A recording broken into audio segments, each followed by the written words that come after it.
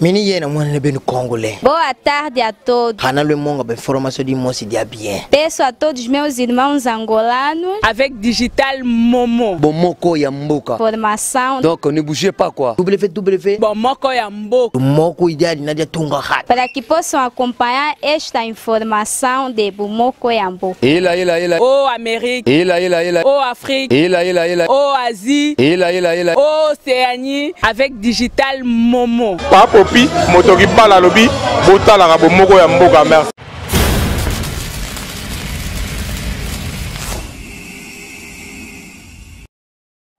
Salut chers amis internautes de www.bomokoyamboka.com. Nous sommes très heureuses de vous savoir nombreux devant vos écrans pour suivre votre émission Parlons du Congo. Donc comme vous voyez, je suis là sur ce beau plateau de Bomoko Mboka. Je suis avec un invité où beaucoup de découvrir d'un moment à l'autre. Et puis là, je vous signale déjà que Bomoko Mboka bientôt application. Donc vous allez, moi, Bomoko Mboka, tu côté une application, la visite Bomoko Mboka, vous banda ko télécharger application Bomoko Mboka depuis ba mobile nabino ba iPad nabino. Donc tozo innover marambasika. Donc d'ici là Bomoko Mboka application ils ont comme la bino na bandako. Oh, ils ont 2018 déjà marambasika ils ont ya ebele. Je suis là sur ce beau plateau de Bomoko Mboka. Je suis avec un invité où beaucoup découvrir d'un moment à l'autre. Donc il s'agit bel et bien de l'apôtre LG Peniel. Donc comme vous le savez, c'est quelqu'un oyo a télémara vraiment pour namarambo talimboka et boye billet mingi bolandaye déjà pour na o boye billet pour la toute première fois bolandaye vous allez vraiment brancher scotché na sur vous allez vraiment épaté, beaucoup apprendre et belé et tout. Et ndé boye bilé le 4 janvier, et la journée encore très stratégique pour la biso ba congolais. Donc la journée auto célébraka liwa ya ba martyr ya indépendance. Donc tu as vu que na 1959 to kufelara vraiment ebelé bakoko na biso bakufaka bakatanaka maboko. Donc les la journée moko to célébrer liwa na bango. Et par rapport à cela, donc biso bomoko mboka to yaka toujours wana na ba journée ya boye koto memela bino masolo o etali mboka to solo lango vraiment yango to juger ki bon to benga apôtre LG Peniel comme yé pe azamwa na mboka et puis alandelaka vraiment la CC trop mrambo etali mboka to partager na yé. Donc restez branchés scotché. Là, je passe déjà la parole à l'invité Nangaï qui est apôtre LG Peniel. Salut papa. Salut, salut, l'amoureuse de Jésus. Voilà, internaute Nabiso ba Hollanda vraiment na poko lelo. Ce qui moi présentation moukié qu'on a ba Hollanda pour la toute première fois. Oui, merci spécialement pour l'année Oyo. Biso to souhaité pour na batouté. Et voilà pourquoi bon moni note na biso to bandi amo non na ba message de vœux. To kotika kambala moko toza na état de guerre et tant ou guerre ezalaka ba souhaitaka batouté to ko souhaiter peuple congolais tant ou victoire na biso oyo toza sûr et ko koma ne to ko souhaiter batou ba meilleurs vœux et puis to ko célébrer victoire ensemble. Mais toza na état de guerre to décréter couvre-feu. Voilà pourquoi moi to souhaiter batou ma meilleure vésate. Ezali votre humble serviteur, l'apôtre des réveils, LG Peniel, mon commandant second et les néo-nationalistes congolais. Et voilà, dans un leader, il y a un parti national. Biso to telemela pour Mboka. Biso batouté, bakombo pe ya batouté, et biso Mboka nde. Donc Mboka nde intéresse à biso. À part Mboka batoutou ya mokili. Togoleka, oba Mobutu baleka, balumumba baleka, bakasavu baleka, mais Congo et goleka ka jamais. Et à un moment biso to comprenant to bité biso batouté biso mbokande, dikamba mabele, malubo mboka. Voilà, likambo mabele yango vraiment nde memi biso lelo na plateau na biso ya bomoko ya mboka likambo mabele oyo partout na Congo bazolela donc esengo ezate bato bafete na pasi voire même ba oyo baza na libanda ya mboka ba diaspora bango mpe bazalaki toujours de cœur na ba oyo bazo souffrir na mboka kuna sur le terrain donc bato bafete te voire même awa.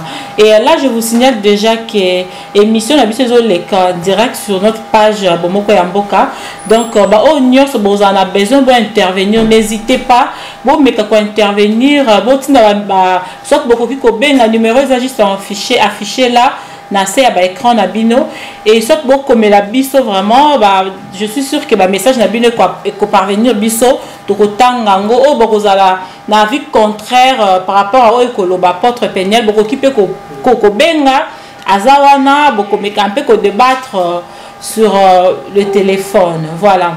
Apôtre Péniel, par rapport à la journée à l'élo, le 4 janvier, on a célébré le martyr, message nous lancé dans le peuple congolais par rapport à la journée à l'élo. Oui, merci beaucoup vraiment l'amoureuse. Na kopé sangai maloba, na émission na biso kitoko otobongisa, parlons sur le Congo.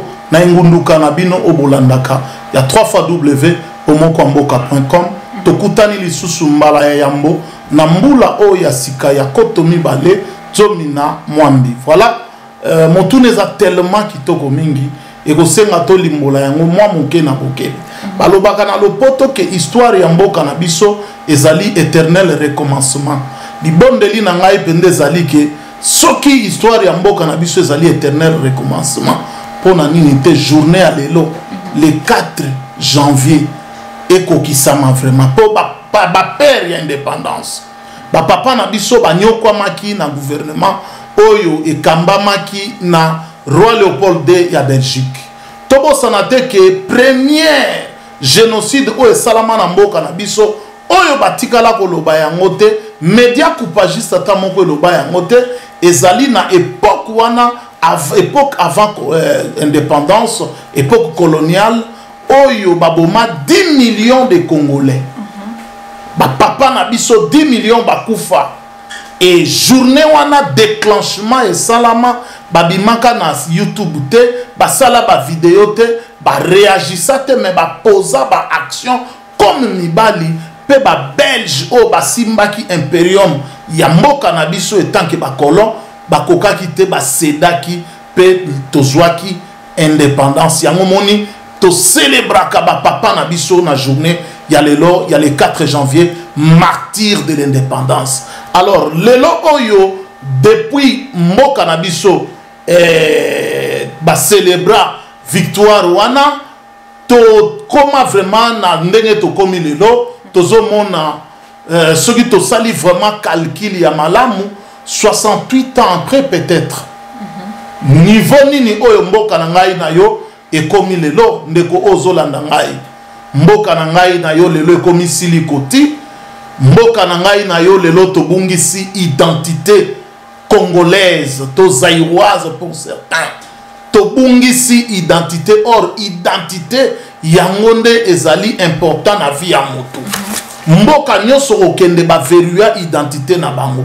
Mais na mboka na biso net to bungisa identité lelo oyo tala niveau to komi eza niveau ya mawa niveau ya théâtre toza ko mona ba théâtre batu balingi na bango mboka te mais baza ko privilégier ba intérêt na bango ba ego na bango tala place oyo mawa ezali tant tozali ko célébrer 68e anniversaire ya ba martyr indépendance na motema na ngai naza kolela mais comme étant un guerrier na oyo kotangisama ya misu te kanda na motema kaka jusqu'à ce que tosila na banguna na biso.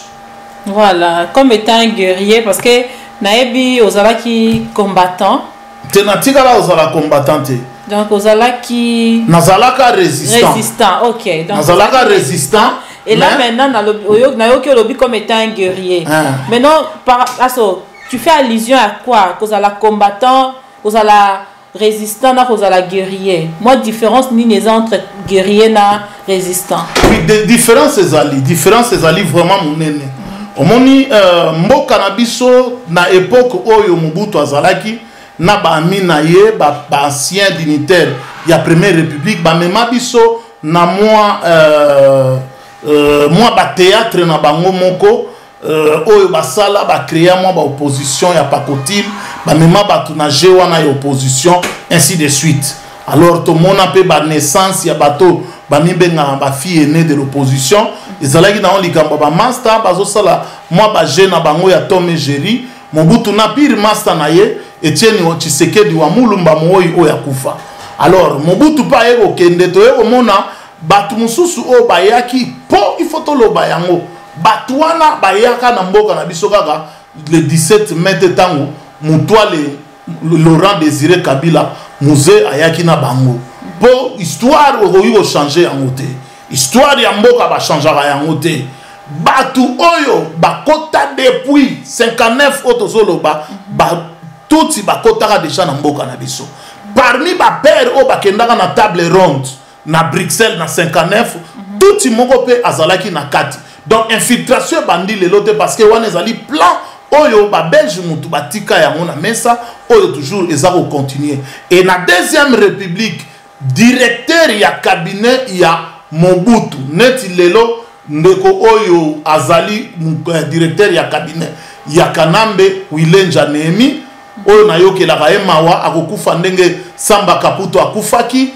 ndenge Augustin Katumba Mwanke pe baliaki ye amilengela kala mingi te tour na ezali koya sinon à ma parole et mboka na biso tomoni yango ke directeur ya cabinet à Mobutu pendant 10 ans.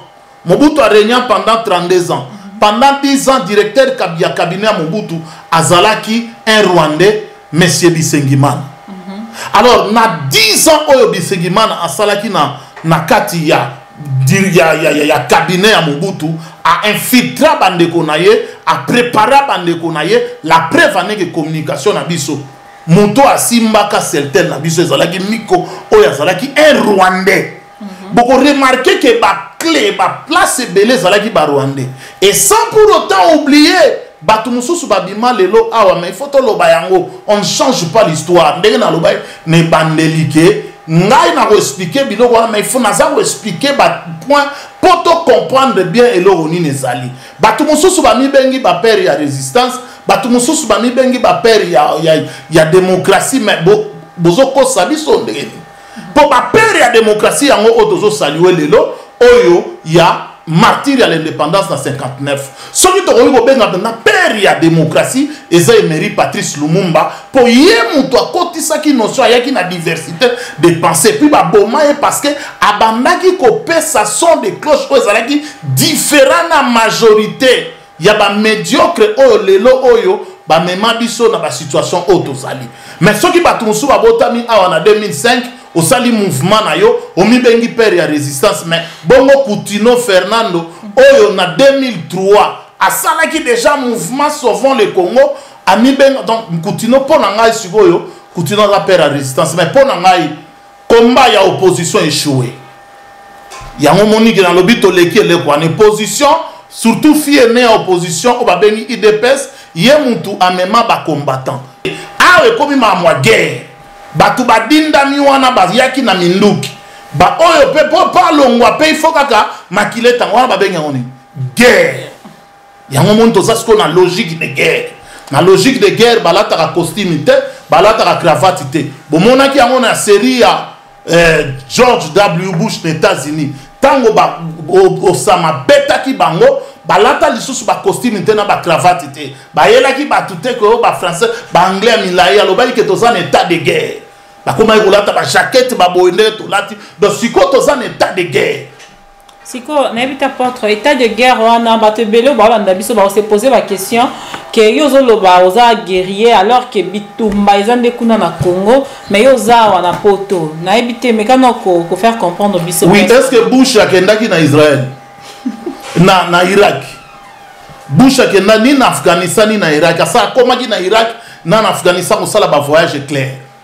Obama oyo le plus mauvais président ya États-Unis 44e président des États-Unis obobenga peut-être un métier nilotique abomi sa bato asali ba guerre belé nulle part botikala komona ye na guerre boyebi yango peut-être mingi mpe bazala surpris na information nazopesa bino.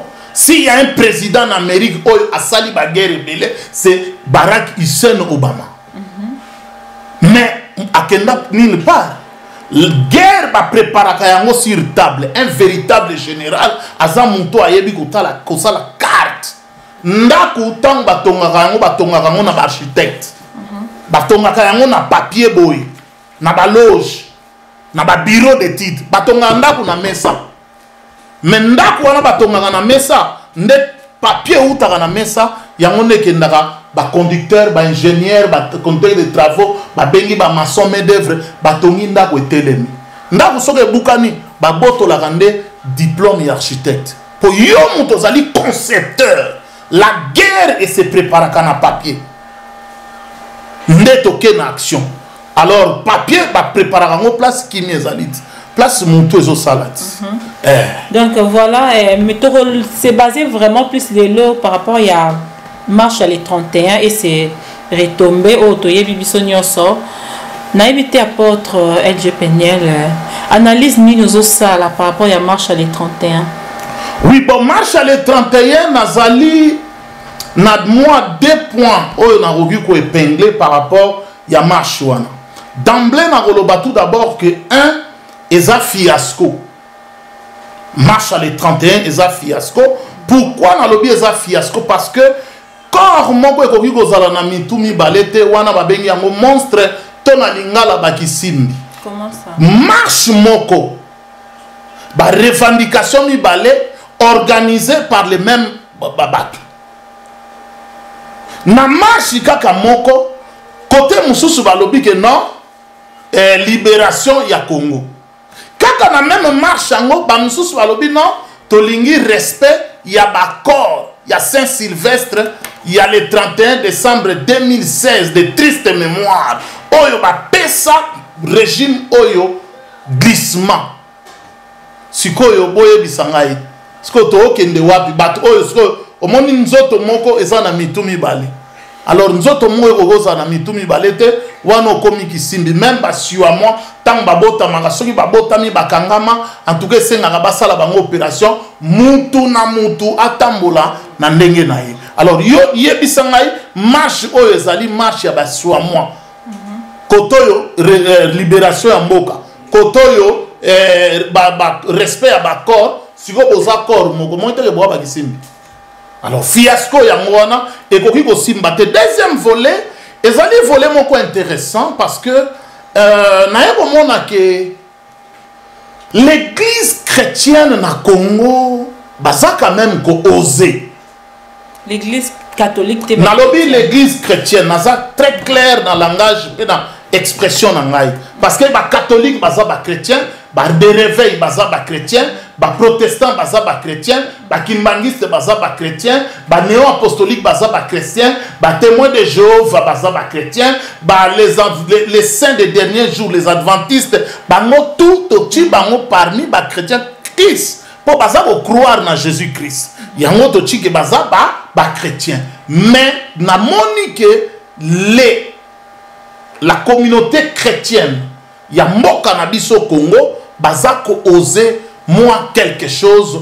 Voilà pourquoi na lobi ke na ngai na zwango na deux volets. Premier volet na lobi eza fiasco parce que ba memela ki biso système ya kisimbi et ko simba te.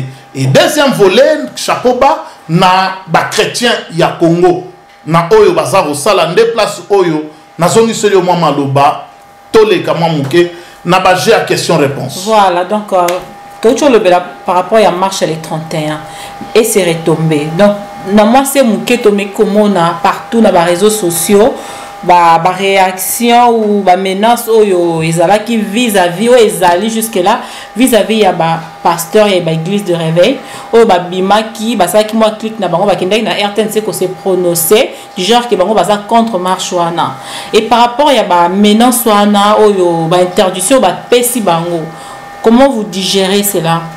Oui, tokoyi kotuna motuna o biso moko tokozongisa. Pourquoi seulement l'église de réveil? Nalingi to réfléchir à moi muke mama sokoki kotikela nga.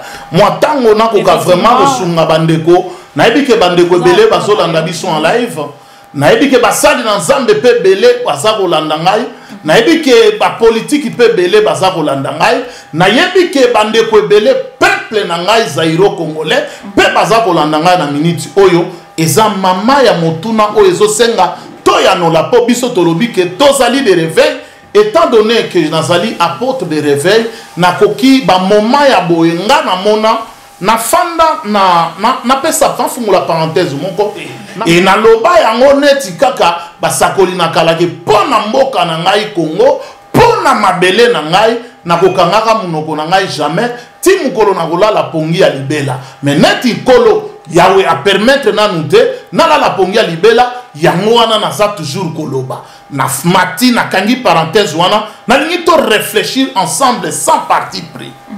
Tomoni ke awa situation o esalami na mboka na biso mais ngana kozonga nanu mwa sima muke peuple congolais tobima nanu na maladie oyo biso toza kobela maladie ya amnésie. Amnésie ezali perte profonde ya mémoire. Pas même une année, le 31 décembre 2016, le 31 événement au Salami le 31 décembre 2017. Juste une année tobosani makamunyoso natali ba réseaux sociaux nazako mona ndenge bazako vilipender les églises de réveil ndenge lelo oyo bazako traiter biso de tous les noms. D'ailleurs, dans mon mire, j'ai essayé et comment et là comment dans le bail que l'église de réveil n'est pas votre poudre de perles pépins. Alors, place où on a lingi bandeko na biso va comprendre bien. Parce que l'église de réveil est communauté maillot faible. Et communauté loko moko zanga valeur na mboka na biso pendant que nous sommes en train de faire un travail de titan na kati ya mboka na biso Congo. Alors, tout réfléchir ensemble, peine à réfléchir bien nos mémoires. En 2003, l'archibishop Coutinho Fernando, membre de l'église de réveil, et parmi les pères de réveil, Nambo Kanabiso, Zaïre Congo, a organisé le mouvement d'action Sauvons les Congo. Na katia mouvement na Sauvons les Congo, ba catholique bayaki ko soutenir yete, pe ba église mususu. Mouvement on est ça là en pleurs. Sauvons les Congo. Na Sauvons les Congo à cause ya Sauvons les Congo, membre église de réveil a ça là plus de à peu près 10 ans na prison ya Makala pour na peuple naïe congolais. Sans peuple était le message à ta marche.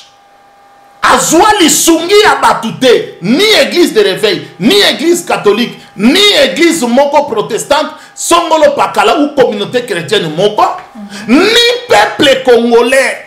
Oyo lelo bazako menacer église de réveil, yango na tuni pourquoi seulement l'église de réveil. Mais mutu moko te akipaye, mutu moko te asungaye. Mais tala état de santé na yendenge komi. Apparemment, nous avons un problème, il y a son. À mon niveau, tu vas réclamer un peu son mon boulot. Si à partir de la régie, tu recueilles aux moins les sungi mouké. Mini yena mwana benu congolais. Bon à tarde à tout. Hana le monde a formation du mot c'est bien. Voilà, nous sommes de retour sur votre site Bomoko Yamboka après une petite interruption. Comprenez que technique et un caprice nango tout ça autre matin. Donc moi tant aux autres qui mouké à kobongisi la bino pour que tous on sous parmi bino avec l'homme de Dieu l'apôtre G Peniel tous au betama solo vous avez déjà kolanda ba bazaki déjà branché na biso ba ebi de quoi est-ce que nous tous avez kolobé là. Donc on parlait bel et bien il y a actualité à Congo marche à les 31 et puis par rapport à la journée à l'élo to yebisa le 4 janvier journée auto fetaka auto célébrer plutôt mort il y a martyr na biso il y a indépendance donc il y a ngwana nde tozali koloba donc tozo kota directement na sujet na biso pour ne pas que to bande la zéro ba o bolanda biso te bo mekampe kolanda vidéo ou tu koleka pour que bozala un peu à la page. Donc voilà apôtre Peniel na évité place to sukisaki ya koloba que différence entre apôtre Peniel na zonga na moke apesa ki point de vue nae na sura komeka osala biso pe moi rétrospective pona ba oyo ba kokota na moi katikati po esala biso bien ozonga pe moi sima o meka ko mo ba point ndambu osimba moi muke koto simbaki pona bandeko bazui biso vraiment na nzela. En tout cas, merci beaucoup vraiment à l'amoureuse pour nakopesa biso lisusu maloba bozali kolanda biso na studio virtuel na biso yengunduka na bino obolingaka mingi www.bomokwamboka.com na tranche patriotique na bambiso parlons sur le Congo lelo toye na motuna o tozolobela ezali mama ya likambo toza kolobela nini tofungoli nanu ligne na biso te na bandeko baza kobenga je crois que bandeko na biso azobenga so koki kozela au rappeler biso dans 2, 3, 4 minutes donc non tofungoli vraiment ligne te et puis je vous signale que téléphone est ouvert donc bobenga ba o nyoso bozana point de vue na moi message ya ko bakisa bo hésiter te ko benga biso donc d'ici là déjà to yamba appel na bino. Voilà, pour continuer. Oui, merci beaucoup vraiment pour la précision pour éclairer lanterne. Il y a opinion, il y a internaute, bazar Rolanda Bisso. Ndenge tolobaki ke motune zalaki par rapport il y a marche oyo et salamaki le 31 décembre 2017 il y a année oyo et outiko sila. Alors on a répondu qu'il y a on a deux volets. Na lobaki tout d'abord na premier volet ezali fiasco. Fiasco pourquoi? Parce que marche monko kaka ba organisateur monko mais vous allez des revendications différentes place oyo et affaiblissaki déjà marche wana oyo et salamaki mais la deuxième volet na lobaki na katote Régis qui ba o signaler biso que problème moi nezo continuer kaka ya son to éviter exactement ce que zo tawapi parce que là apparemment l'ambiance c'est déjà bien fixé donc voilà, l'invité surtout de continuer à partir de la régie. Oui, peut-être régie entre temps toujours na ligne. Voilà. Alors bandeko o bazar Rolanda biso bo hésiter te bo meka ko réagir dès que il y a son ezopesa mwa mobulu bo meka ko réagir poto to meka ko bongisa pendant que tous en live. Na Engunduka na biso. Merci bien. Voilà. Oui, tokobi toujours malgré l'élo vraiment bokolimbi sabiso mwa muke technique eza na ba caprice nango oyo boyebi eza facilité technique eza vraiment yes c'était à 100%. L'audio l'équipe ouais to zwinde ko oyo azodengi. Alors? Allô, bonjour. Bonjour. Comment on a Julia? Ok, Julia. Voilà, juste, voilà. Juste réagir. Ok. Par rapport il y a sujet bino, maman pas Daniel Autolo, Banette Soboy Kanga. Ouais, Tolanda très bien. Voilà. Premièrement, nous avons loba pour na makambo apôtre Autoloba, aloba kino liboso makambo ya pasteur, je sais pas, archbishop Koutino. Nana tuna boye. N'ébite archbishop, benga ce qui perd, il y a résistance, ce qui ni, je sais pas quoi.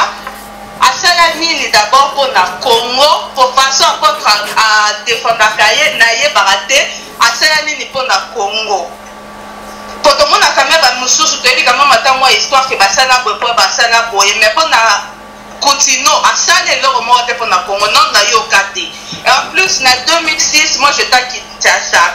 Tant on continue à yaka là ta bazamba na bango na chapeau na et puis fou les qui aux alentours na ya ba tebele après les gars moi tant de yo kaki ba kangiye après on a côté prison après prison makelele ti abimi abede aye poto.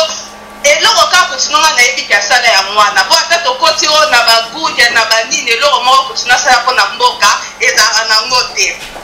Et surtout ce que na très choqué au monde na votre kolo makambo de cas qui de 31 et ça je sais pas. Bagé par rapport ya nini parce que tout le monde a quand même makila ya batu et ça otanga na etanga qui le 31 batu bakufi.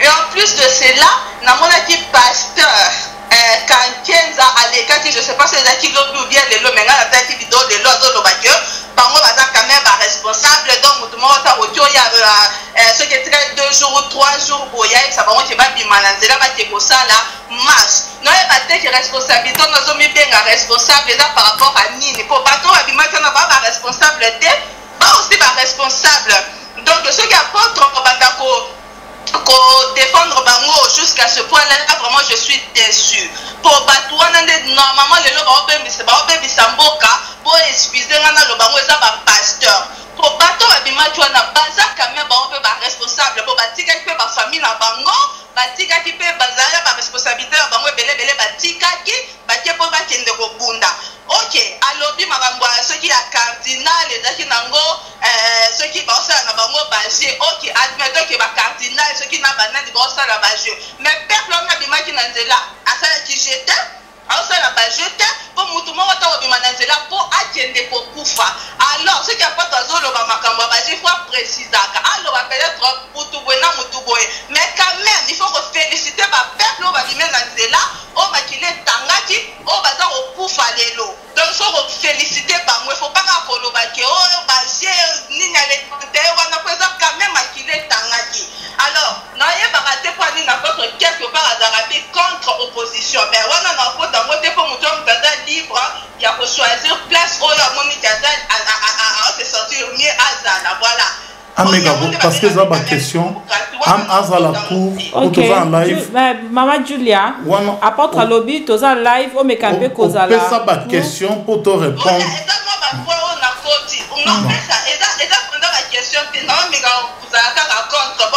Donc Olingi apôtre a démontré, a expliqué pourquoi ils ont condamné pourquoi ils ont part ya ba pasteur. Et puis pour nani nazo benga ngoke eza baje ce que eza baje quand même bango eloko di bango basaki eza baje te et puis azo lo baje siko to komi na niveau mutu aza peut-être akuna na ndenge na ekia puis ba lo ba l'union fait la force so ko lo ba mutu na mutu wana eza neta kozonga sima donc mutu donc kongo wana otika na ngo bonga te mutu moko aokende ko bunda kuna te so bende ni voilà OK eloko kana ko lo beza ke pour les défendre ba pasteur pour aller les défendre continuer pour continuer tu sais l'autre côté et puis alors bah c'est que bah cardinal bah ça la bager bah on va bager par rapport Yanini voilà et donc on a reculé le bail moi voilà apôtre na sur yoki malobaya Julia ce qui est un peu moins ko oui, merci beaucoup. Nalandi et Nabokebi. Je crois que Internet nous sur Obazolanda. Namoni vraiment que Ser Nabiso azali déconnecté na histoire politique ya mboka Nabiso. Ce qui olingi au réduire l'archevêque Coutinho Fernando dans la plus petite expression ezali kolaksake oyebi histoire politique ya mboka Nabiso Congo. 1. C'est l'homme de Dieu qui est venu révolutionner les églises de réveil. Liboso ba pasteur na Congo bazalaka na valeur te, ba pasteur bazalaka batu balati musuni ya bata, akangi chemise bouton ti awa asali filage batu morote babanda rolinga kutu bana na bango babala ba pasteur parce que c'était un métier ya soni, métier ya babola ya ba pauvre. Tala niveau oyo soki tolobi ke eloko ni na sali. Alors sur le plan politique, en tout cas ezali mawame na lobi ango ke Ser Nabiso Julie Balé Kazali déconnecté na histoire politique Yamboka Nabiso Congo. Coutinho Fernando, l'archevêque, c'est un nom Namboka Nabiso Congo. À côté na Panthéon, il y a histoire Yamboka Nabiso Congo. Les logos na lingina bandawana na simba yango. Nalobi Coutinho Fernando parce qu'il azali moko ya ba église de réveil et il est parmi les pères ya ba église de réveil Namboka Nabiso Zaïre Congo. Il a lancé il y a lobby en 2006 mais Coutinho a lancé qui mouvement à sauvant le Congo en 2003 donc au moment où ça déjà déconnecté en 2003 place où qui ba problème lelo oyo place ngalasi oyo monaki parmi ba pasteur obabimaki el pangu oyazali Coutinho Fernando ba botola yelu pangu ba beta ba baby sa chaîne ya télévision MTV mission mondiale message de vie oyo batunyo so babandai ko sepela nango tango Coutinho abandaki makambuya sauvant les Congo sala mouvement d'action nous devons rentrer pour rendre coup pour coup parce que awa ezali question, il n'y a pas un grand Congolais plus qu'un autre. Apôtre, ce que les gens regrettent, et c'est que le fait, le pasteur de Babima qui va kéi koloba na RTNC, que bango baza contre. Tout le monde qui bango se bakete, protestant bakete, pasteur église de réveil. C'est ça que les gens trouvent mal et si kawana. Pourquoi c'est pas qui va se taire comme les autres? Bakoki ko se taire, bazali libre, la démocratie oblige. Tant que continuons à lancer qui, bamsusu ba telemaki, ba marche mususu salamaka awa. IDP se bimé le bas que cette marche il y a les 31, pardon, les 19, les 20, les 21, 2015, janvier 2015.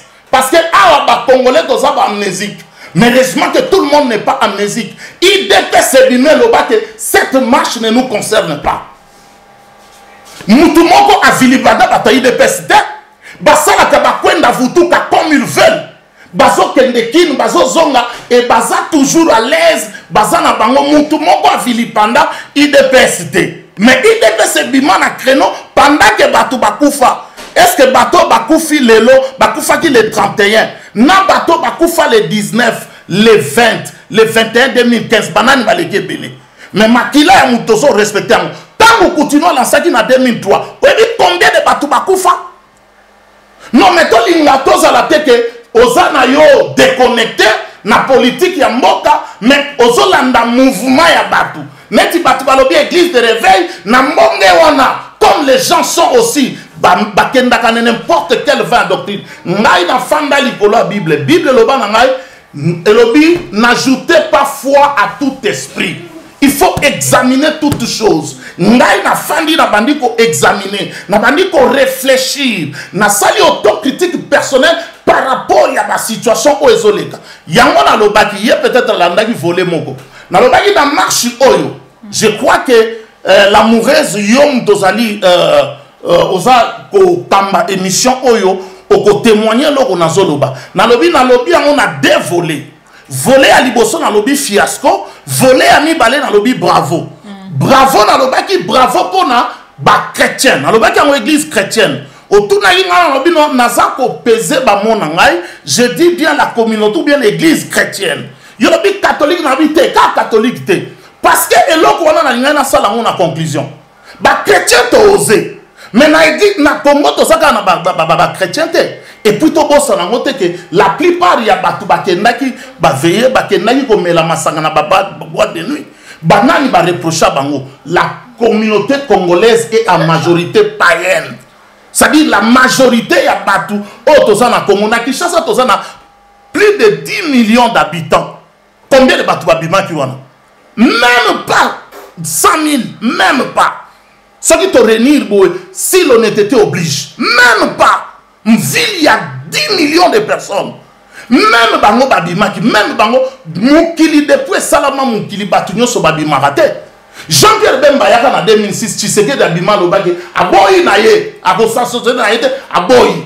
Batu na ye kutu Eve Bazaïba Oyazali lelo secrétaire général il y a MLC. Pour votre information, tana lobo zali déconnecté ma soeur avant il y a condamné tant on ne quoi solo balikambo. Luka kozala na argument solide parce que biso dozali ba débattateur et je suis un conférencier. J'ai la matière grise à ce qui concerne ma nation. Na boyi boyate awa na ba émission pour na loba ba baliverne non. Non. Makambo na zolo beza fondé et j'ai des arguments solides. Tout le monde qui peut se présenter devant moi, en tout cas, toko débattre naye. Et ceux qui se débattent avec le respect, voilà ba débat obisoto lugaga. Mais ceux qui kiti na la querelle de caniveau nazala rakunate parce que querelle de caniveau wanezali et comme dans un débat, on a besoin de la force des arguments et non les arguments de force. Les arguments de force vont imposer Makile Tangi. Pourquoi vous avez la contre-opposition? Non, nous on n'est pas contre-opposition. Ah, on a l'objet qui a une introduction. Que je ne suis opposition échouée, résistance échouée. Nous sommes des guerriers. Voilà. Continue la logique à guerre. Landa na nos missions. Mon histoire on a préjugé et ça moi pas si poyoka makambo oyo ndebwazoloba. Tokobi toujours na émission na biso na zongisi maloba. Je crois qu'il a éclairé lanterne à tout le monde. Koutino Fernando n'est pas un parvenu na chiqué Yambo Canabiso Congo. Koutino Fernando, il a lancé un mouvement sauvant le Congo. Il a bouleversé l'entendement. Il y a sécurité Oyo. Il y a Kamikaze alias Joseph Kabila. Ce qui est là, Azali, n'a pas de dégâts physiques. À combien valide denga komi, c'est à cause du peuple congolais. Oyo apporte Takabango na Moutema. Qu'est-ce que le peuple congolais a déjà fait pour l'achever Koutino Fernando? Azana nous vivants, Mbatunini Bakotisa Rapona, ne serait-ce qu'à Tago Soumaye. Ce qu'Aza le Lobongo, Koutino Fernando Azana ba moyen. Oh, tous les autres pasteurs. Non, moi je reste garde-moi chez moi. Je ne fais rien, je prophète. Je reste pour prêcher l'évangile. Mais ma véritable bassal Nanzambe, ba Neti, ba Moïse, ba Josué, ba Néhémie, et ça dit bateau et basalera toujours du côté à peuple. Koutino Fernando a toujours été du côté du peuple. Sauvons les Congo, ma fille. Ceux qui ont bien noté. Quand en internet, bêta sauvant le Congo, bêta na Google sauvant le Congo, okomona, bêta comme ya Koutino Fernando, okomona oyo asala. Par rapport à Batu Mususu, en tout cas, c'est qu'un homme oyo a félicité. Na ligo sa la hypocrite, na boito c'est la mukolo. Koutino Fernando a kokufa, tobanda ko brandir que non, Koutino Fernando a salaki boya, salaki boya, non. Tondi makabatu tang baza vivant. Voilà. Na évité apôtre, maloba Mususu na ucho tanga. Au moins un moment où tu commis, ils ont sengaté que tous à la bas, oh, catholique côté na bango, protestant côté na bango, église de Ravet côté na bango, ndengo lobby, résistant côté na bango, combattant côté na bango, tout ça.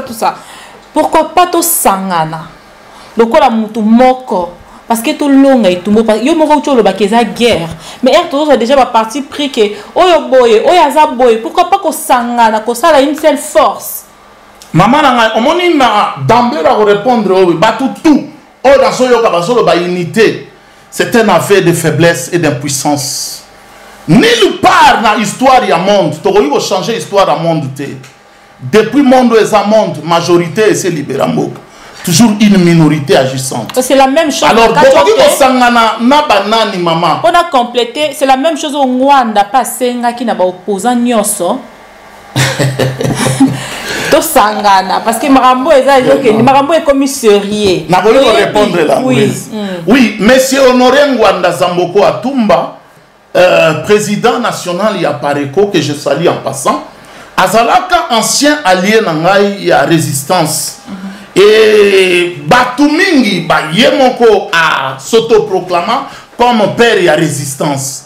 Et oui, à s'autoproclamant comme père et à résistance. Parce que Julien Tchakou a s'autoproclamant comme père et à résistance, mais on ne sait plus qui est père et à résistance ou qui l'est pas. Mais Ngaïpe, selon conception Ngaï, pour apparaître en 2015. Bon, monsieur Honoré Ngwanda Azalaki, ancien conseiller, il y a matière à sécurité à Maréchal Mobutu. Pour moi, n'a pas aperçu sans parti pris et sans embâche. N'a aucun de la cuillère. Monsieur Honoré Ngwanda Zamboko Atumba est le père politique de Yoweri Museveni, l'actuel président ya Ouganda. Or, Yoweri Museveni est le père politique ya le chef du kamikaze, Paul Kagame, l'actuel président à Rwanda. Pour nous introduire Bango, Ezali Honoré Ngwanda. Ce que tu l'as dit bien, Ngwanda pas un malheur na biso. Tala batu oyo Ngwanda parenaki bango, pour bango ndenge bakomi ko nyonga biso lelo. Museveni a commis un riposte à changer régime na Uganda.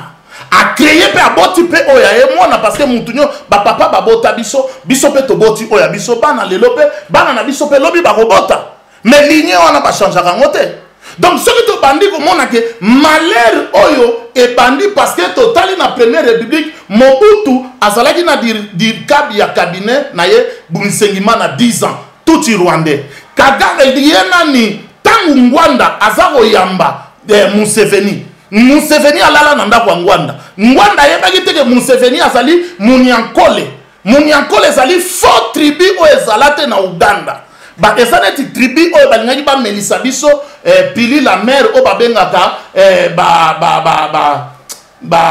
ngomba o ba mulenge ba nyamulenge exista kate na mboka na biso Congo Zaire Congo ba yaki ba meka pili la mer wana yango basala yango na Uganda tribu wana ya Banyankole, ce sont des faux tribus, ce sont des tout Rwandais. Oyo ba immigré bakali yango wana Museveni azali Munyankole. Ndeko ya Kagame. Ngwanda mutaza père na bango. Donc Ngwanda lo bakazali père ya occupation to kondima ebe. Po ye mutaya na bango. Akomi ba livre azotekela batu ba livre sali bambongo na c'est bien beau. Est-ce que nous avons la vérité pour la vérité? Azolo baba demi-vérité. Mais la vérité. Nous n'avons pas besoin de demi-vérité. Nous avons besoin de la vérité. Nous avons besoin de la justice. Parce que la justice élève une nation. Banani baso supporter moi. Ce sont les Juifs, les Israélites.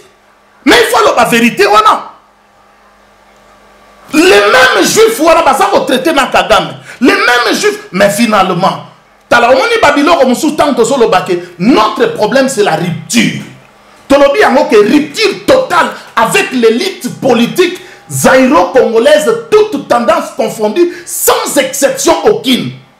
Ils ont la majorité, ils ont la opposition, ils ont la résistance, bango tout au bois qui bango, parce que adage Mongoloba, on ne change pas l'équipe qui gagne. Bobande konangai obozola nangai na Congo équipe ni ne se gagnant. Bangwanda ba échoua, Batisekedi ba échoua, opposition échoua, résistance yango échoué tala, résistance yangwanda liminaire, ba komi au bout de souffle, batulobi afinga, po afinga ba sorianote, afinga ki ba matamba, banani ba chilombo. Siko yoge ne suko benga batu yo finga ki lobi, bon siko soriano komi congolais. Opposition on a ba caméra ba te belé ba infiltrer pas ça na carte.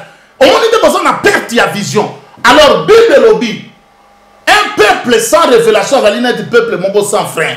Révélation machin de père na vision. Donc de quoi bon ici déjà vision. Résistance ba souki po ba action nyo so salama. Tout le monde peut résistance da kamikaze alias Joseph Kabila asa ko diriger le Congo. Bongo biso ba oyo moto tangi na mboka wana. Il faut diriger mboka na biso te. Bongo place au mayele na suki. Les mususu na kena université. Mayele na suki peut-être wana. Ezanga ba oyo basa mayele ko le kangai. Pour nini soki basa bazairwa po to sangisa nde mayele. Yango na biso na ba programme tozana ngo to sala ministère ya bureau d'études. C'est-à-dire lelo bomo na force ya Rwanda wana Rwanda asala eloko moko bo département ya bureau d'études oyo bozomona lobbying tout power international eza puissant na minute to loba awa bureau d'études rwandaise eza yekola ba langue na biso ya Congo Lingala Swahili Kikongo Chiluba ba Rwanda mingi basi ba komi na ba kombo baluba infiltration mais lelo oyo bakdeko bolingi to loba na monoko nini po bo comprendre. Sentiment et bon marqué, puis fanatisme aveuglé. Tolandi déjà battu belé Bible lobby. Maudit soit celui qui met sa confiance en l'homme. Ngai na lingi ko tcha confiance na pas ya muta mukilité. Parce que to tcha confiance et pas ya papa na biso Etienne Tshisekedi wa mulumba. Tango ba biso tozalaka na IDPS. Po batu mususu lelo baza koloba biso ba oyo tozalaka na IDPS. Tango to bandi IDPS mingi bazalaka te bansuku tu babotama te mais ba trahison obiso to mona yango wana moni ke non to yisuko landa batu te to landi batu tala ba déception sur déception mama tala so moni place moko batu bazo kende bomi tout na bien est-ce que batu wana bazaka mabe batu nyoso ba okende kaka bango bazaka mabe kaka yo mto za malamu non totika fanatisme aveuglé o ezali kama mboka na biso ezako concerné mutu nyonso ezali kambo ya français te ezali kambo ya ba diplôme te ezali kambo ya université te ezali likambo ya mutu azana bolingo wa Congo po héros national Lumumba pona pema mwa muke awa nazongisa maloba epai ya mama l'amoureuse oyo azako kamba biso na masolo kitoko ya pokwa na lelo na lingi na loba boy voilà Emery Patrice Lumumba mama na sukisa awa atanga école rurale où ezali na équivalence ya école primaire. Mais Emery Patrice Lumumba azali parmi les héros. En 1959, tant aya parce que la délégation à Batoyi Boyi oyo kaka ba intellectuel papa na biso ba bolia oyo père nangai papa nangai vraiment il m'a prodigué des conseils vraiment que ton âme repose en paix. Azali parmi bato bayaki na table ronde. Papa wana bazalaki batbongo c'était un écrivain, un homme de lettres très pointu na niveau sur le plan intellectuel. Mais on a dit que non, il manquait quelque chose. Bakekozwa Lumumba, tant Lumumba ye, bakendaki ka neti lelo, ba discours na bango mutu na côté na ye, mutu na coin na ye. Alors, tant ba ye et sali sikoyo ke et pesielo komoko ya bien, ba mindele batuni Lumumba. Tu as quel niveau de titre? Or, mutu atangi si Lumumba ezali gbenye.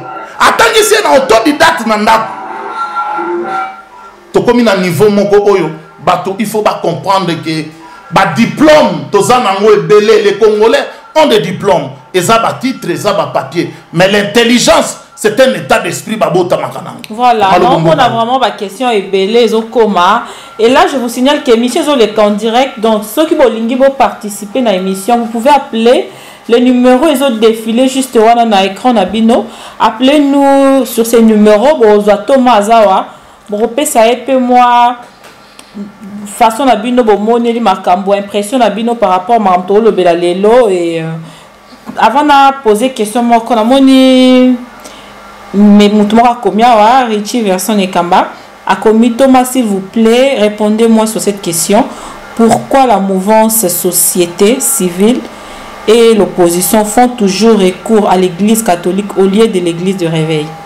Oui, question est simple papa na koki ko répondre yango na mukuse nanu banani bapesi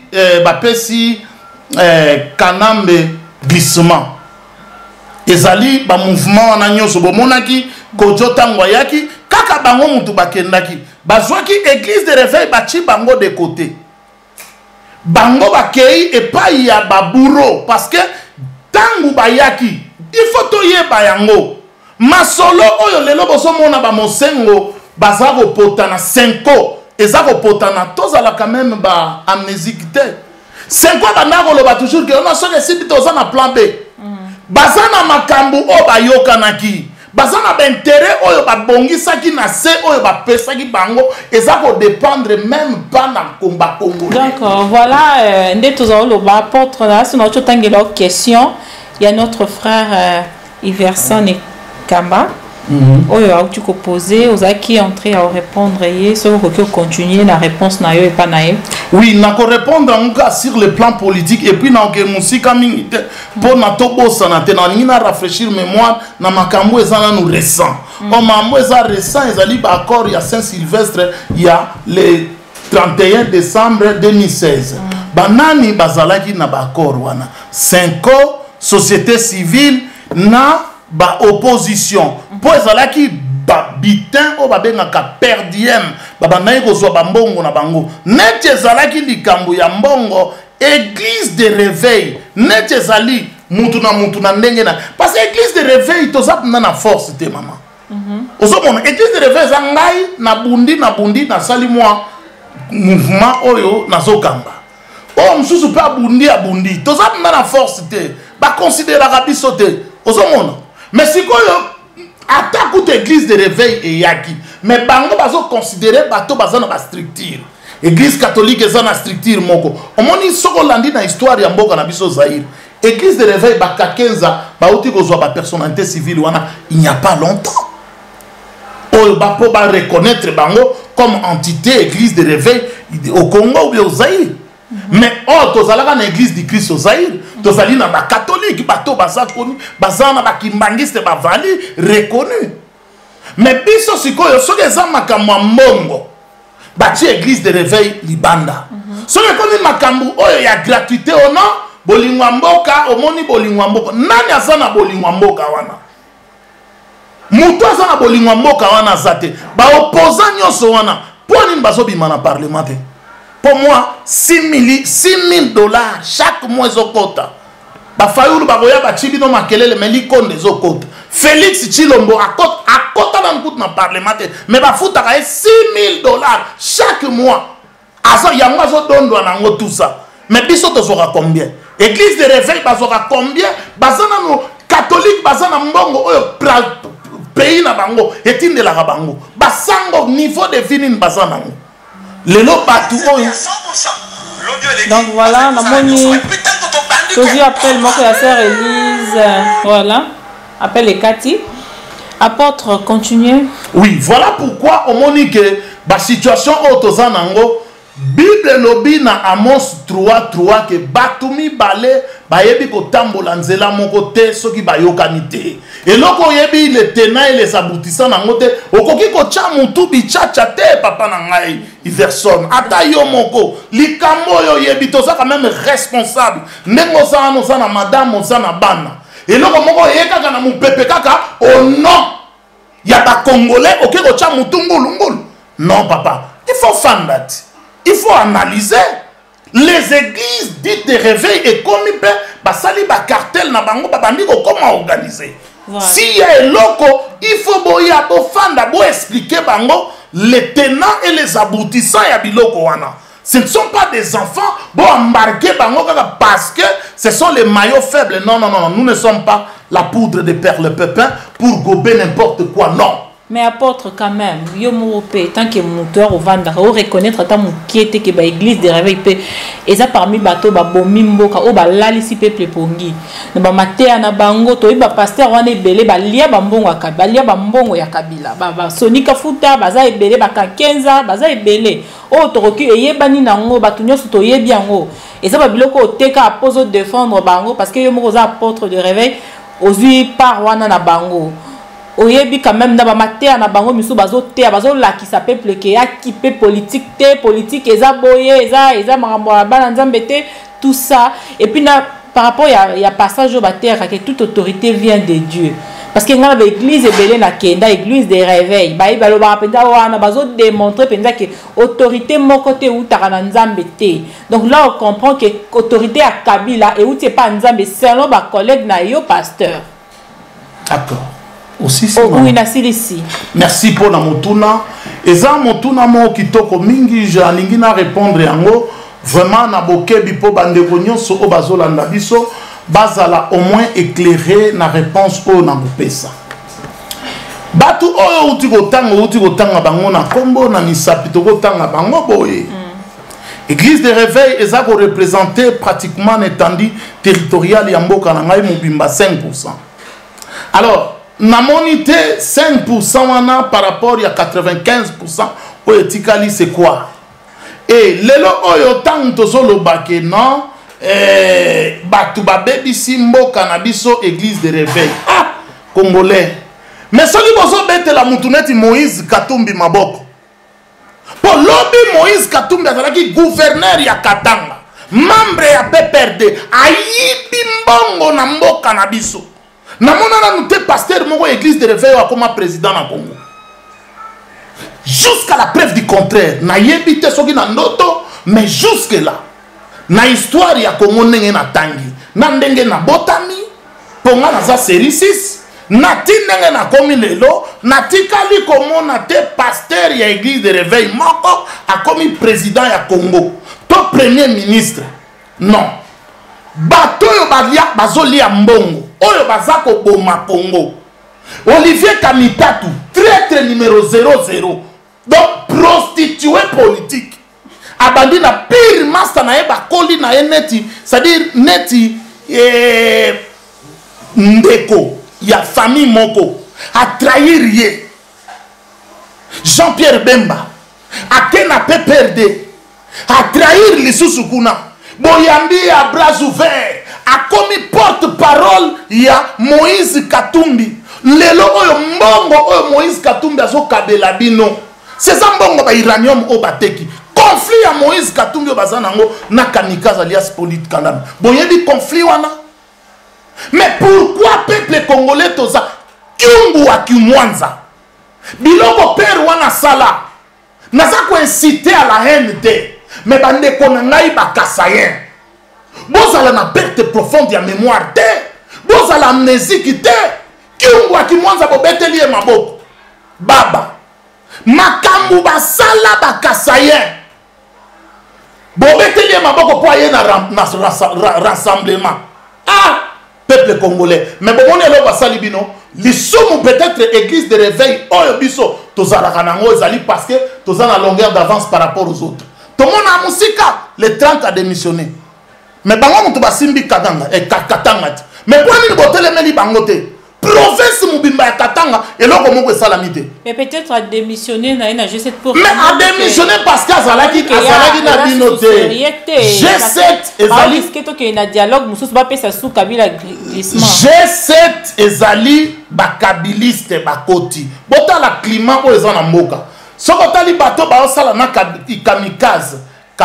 Alias Joseph Kabila lelo, ce sont des tshisekedistes. Soko tali bato bazana rasop lelo. Ce sont les kabilistes, les ex-kabilistes. Ba Christian, ba Olengankoi, ba Roger Lumbala, ba Chibala, ce sont des na Mubake. Malgré bon moni mais akutana ki na kamikaze, aliaki oya ye parti ya muba fandi se calme. Afani na ndaku me muku ezali. Muku ezali. Pourquoi baye ba faiblir opposition ba côté libre ba moni que non comme ba bomi Tshisekedi. Siko neti ba bomi Tshisekedi, mwana ya Tshisekedi oyo atikala même pas au sala demande d'emploi na Congo. Alors, alingi mbala moko neti monarchie a comme président. Ba telebe ba bino non bilo ba mweza la boité. Mais secrétaire général ya IDPS lelo. Mais c'était katumbiste. Bon, ça lui infiltré jusqu'à dernière pression. Ceux qui te lobby, non, bino bolo bagaga, bondi makapatute, boyena boy. Mais parce que toza romona, toza li génération oyo toza sacrifié. Biso to moni pasi na ba politique ya mboka na biso ya moni sentiment ya Rolanda lisu batu bilanda les athées. Mais ngai na moni te place oyo ba congolais ba koma non, il fallait baba mutu mabe, mutu abomi pina batu. Oya bobisi ba Kasayen élite Kasayen na Katanga. Or ba Kasayen mutu ba tongi Lubumbashi wana. Les véritables ingénieurs, ba intellectuels na Katanga, ce sont des Kasayen. Ba bomi bango ba molester, ba maltraiter, ba violer. Oh nyoso ba sala. Bolimbisi ye, bongo ka bato yo ba bimi, mukuna seki. Kakenza seki. De nani, Denile seki. Général Rockman bazanani bakiziamina bajambo sokindoma mais baza bato dotanga na misapit bazana nini kiziamina za locataire za même pas l'église mais baza ba collaborer mais yebisanga mama tokende malembe église place église kiziamina za na yolo baza ba locataire pas mettre le défunt mettre Torogombe azana église te jambo sokindomba église o bazana ngo na sima ya commune ya Kalamu ngana kinwa. Mais ça va locataire. Mais Kiziami na autre chose à la députée. Mais à la députée à l'époque, on a Vimbali Boumoude. A Vimbali Boumouya, matama ya batama Vimbali Boumou. C'est ça. Mbongo pona ye ça ya famille na ye ba renye. Ba somba ba jipu ba pesa ba ngomba jipu bakani.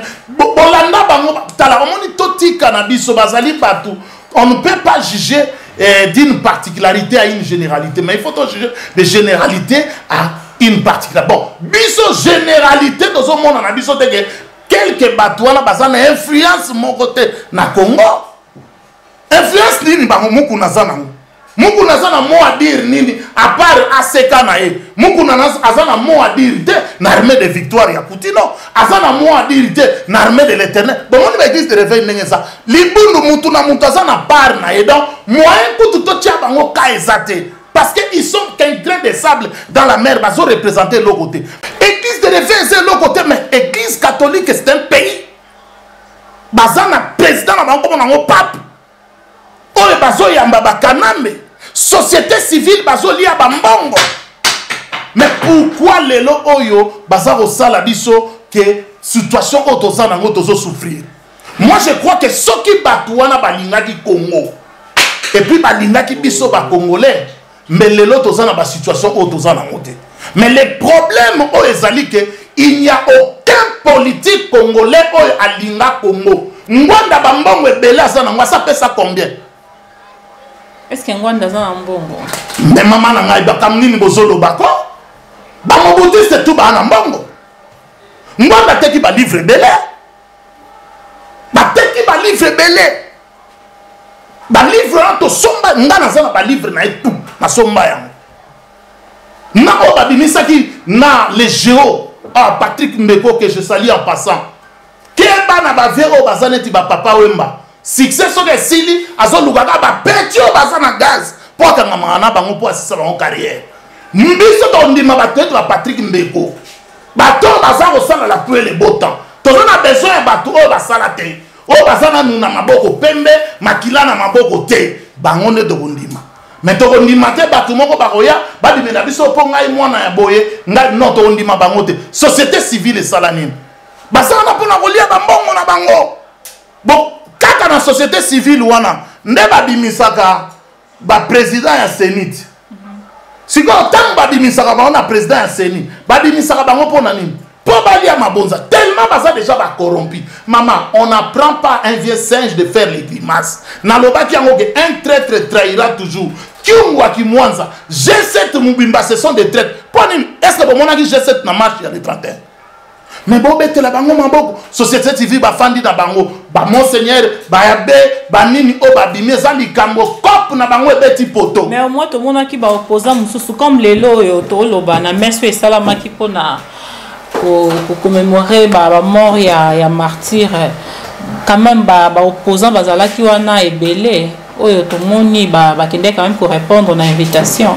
Baopposant baperdre vision yango tolobi ke baéchoué. Résistance tomoni bango nulle part à part kosala ba vidéo ba makelele na kolinga basi ndenge tozomona ça c'est bien wana eza ba vie privée na bango tolandi yango te mais eloko nini esali rien.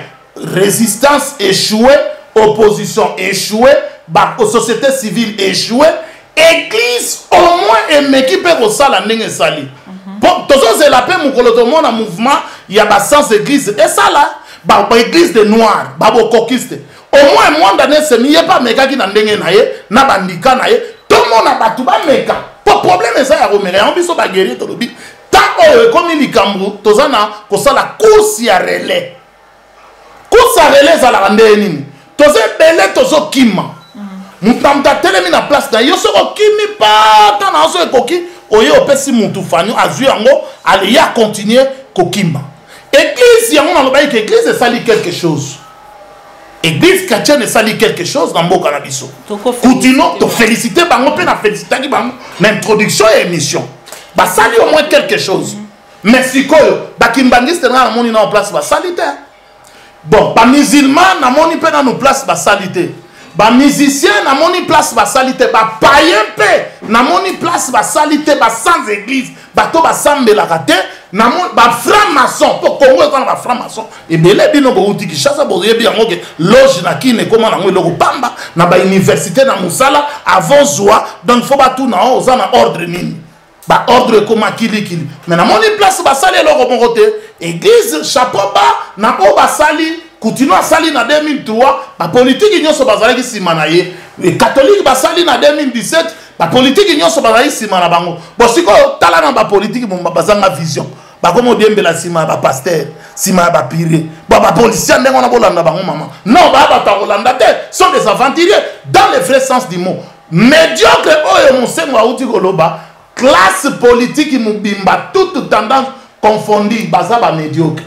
Alors, tous on a besoin de rupture totale, sans exception qu'il y a un moment que Batouana baso sala ba combine entre bango na bango. Tant que solo ba keza ba na bango. 5 ans kamikaze bazo wela nini. Ça dit comme l'art oyo ya basalaki masolo ya ba pesa ki glissement. Dans fouté bango. A fouté bango te. Est-ce que ça va preuve? Maman yango wana vérité moko yango wana eza vérité crue. Likamususu o ezate na likolo. Soki bomoni basango. Mais na lobi yango. Pour mon sengo comme cardinal. Nani azalaki chef ya délégation? Jeannette Kanambe. Et ça ba solo betama na se. Pour Kanambe abala ser na biso livre lembe.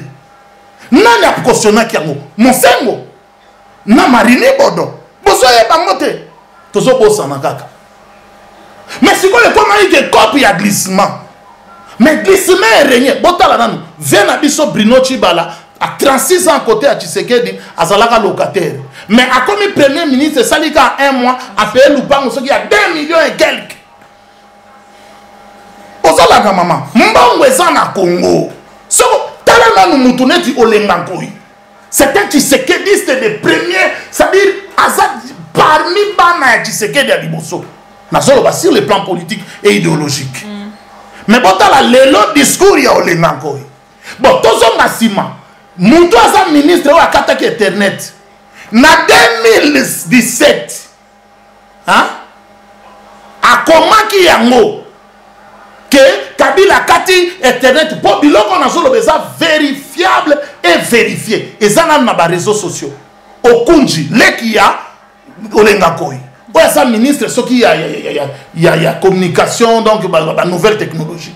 À Kati Internet, mais année passée, il y a un tabima qui n'a créé pour la Roloba. Année passée, ça a dit Thomas Louaka, Oyo infiltré à Outaki à Kotaki na MNC, Abimi. A s'appelle ministre Lelo na gouvernement pour Ezali.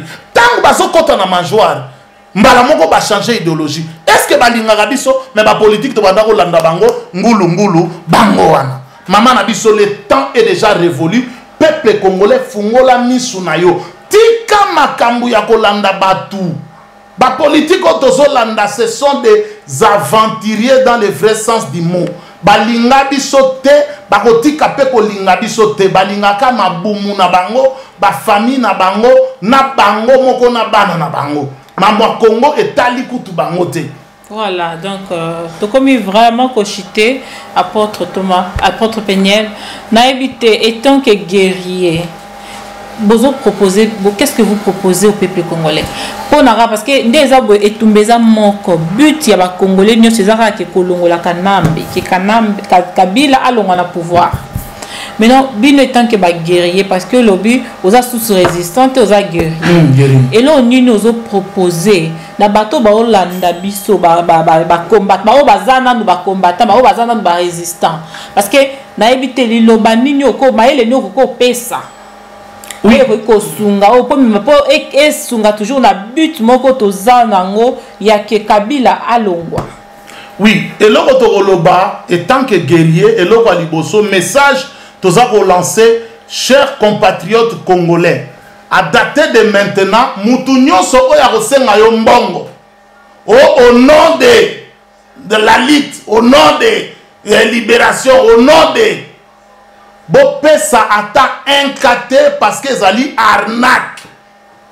Bambongo Nyoso Bozoa, il y a Imperium, il y a Bengeleton, DCUK, Bazwa Bambongo, Belé, Oyo Bazako Zoa Bambongo, Awa. Bambongo on est souki na ba poche ya bato. Un guerrier, pe ba guerrier, baza bato yo bayaka te pona kosala ba vidéo, baya koloba ba pesa to kosala boye na boye. Po awa eza likambuke, ba pesi biso déjà prophétie. Ngai il faut lisasi na mutu. Ponatika mboka na bino. Donc message toza nango yango wana, botika kobimisa de deux. Botika kobimisa peuple nanzela na ba rêve botika kotangisa makila ya peuple congolais tokufi déjà ebelé bobimisi ba tous les 31 awa pour quelle fin pour na ba de réclamation respect ya ba corps o ezanga mutuna makolo de triste mémoire ya Saint-Sylvestre boza kobimisa ba tuna ba balabala pour quelle fin pour les élections. Bon, nalingi na lobeloko moko. Est-ce que petit oyo kamikaze azana mutu ya mboka alias Joseph tango comment il président en élection? Tango yé akoma ki président na constitution moko bosongo palakala. Article nini o accord nini o ya respecta aboma munze akomi président. Mais bozo comprendre ngote yé ebisaki bino gaza démocrate.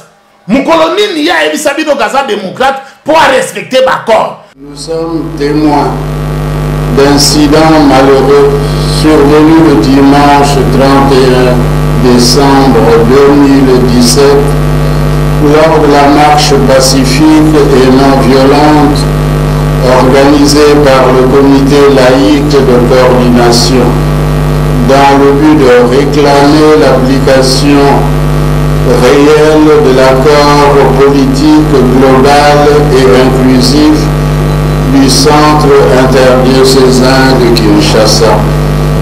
Accord violé volontairement. Comment ferons-nous confiance à des dirigeants incapables de protéger la population, de garantir la paix, la justice, l'amour du peuple? Comment ferons-nous confiance à des dirigeants qui bafouent la liberté religieuse du peuple, liberté religieuse qui est le fondement de toutes les libertés, comme le dit le pape Benoît XVI dans Liberté religieuse, chemin vers la paix. Il ne respecte pas les accords de Saint-Sylvestre. Il doit respecter les accords. Asi a respecté accord nini, oyo po a respecté kaka accord cop na bino ya glissement oyo bopesa qui est le 31 décembre 2016. Mais botika peuple calme parce que bokomi ko lembisa peuple yango moni ba peuple chapeau ba na batu oyo nyonso ba comprendre que bibima bimezate parce que mokolo oyo beloko zali oyo peuple azelaka prophétie wana tango ekokokisama parce que zali testament ya alias ya kamikaze alias Joseph Kabila apesi testament na ye lisasi na mutu yango tolobi ke le Congo ya guerre place lisasi ezali place ya guerre. Il faut que la peine à vision pour te comprendre tous en révélation. Donc tant que ça Congo maintenant Moutoutou a parlé sur la libération azali déconnecté na révélation nationale. To comme une attaque à victoire.